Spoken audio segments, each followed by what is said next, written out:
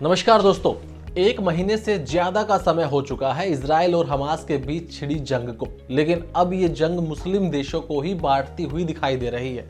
इस समय दुनिया में दो बड़े युद्ध चल रहे हैं, एक है रशिया यूक्रेन युद्ध और दूसरा है इजराइल हमास का युद्ध। जी हाँ, ये दो बड़े युद्ध इस वक्त विश्व पटल पे आपको दिखाई देंगे। रशिया यूक्रेन युद्ध ने दुनिया को दो हिस्सों में बांट दिया, तो वहीं इजराइल हमास युद्ध ने मुस्लिम देशों को दो अलग अलग विचारों के साथ बांटने पर मजबूर करता हुआ दिखाई दे रहा है। देखिए, ये तो तय है कि इस युद्ध के बीच इस्लामिक देशों के बीच कोई खास तालमेल नहीं दिख रहा। किसी एक बिंदु पर सभी सहमत भी नहीं बन रही है। एक और कुछ तो बस एक स्वर में विरोध, तो बाकी कुछ बड़े कदम उठाए हुए दिखाई नहीं देते हैं। सिर्फ बयानबाजी ही उनके बीच में दिखती है। उसमें भी मतभेद ज्यादा दिखाई देता है बयानबाजी के अंदर भी।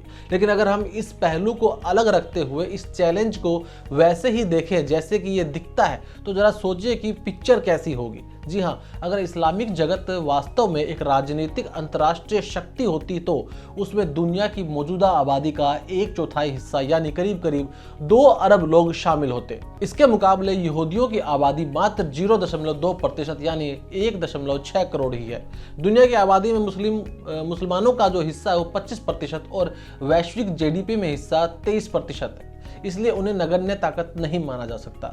और इनके मुकाबले यहूदियों का हिस्सा क्या है? वे बस दुनिया में फैले हैं और कई वित्तीय संस्थाओं का नेतृत्व कर रहे हैं।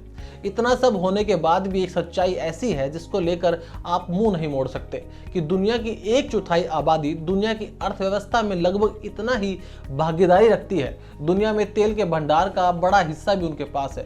परमाणु शक्ति यानी कि पाकिस्तान की जिक्र मैं यहाँ पे कर रहा हूँ कि परमाणु शक्ति समेत काफी मजबूत सैन्य शक्ति और यहूदियों की आबादी से 150 गुना ज्यादा की आबादी वाली ताकत इजराइल को रोक पाने में विफल क्यों हो गई है, या वो लगातार विफल होते क्यों आ रहे हैं?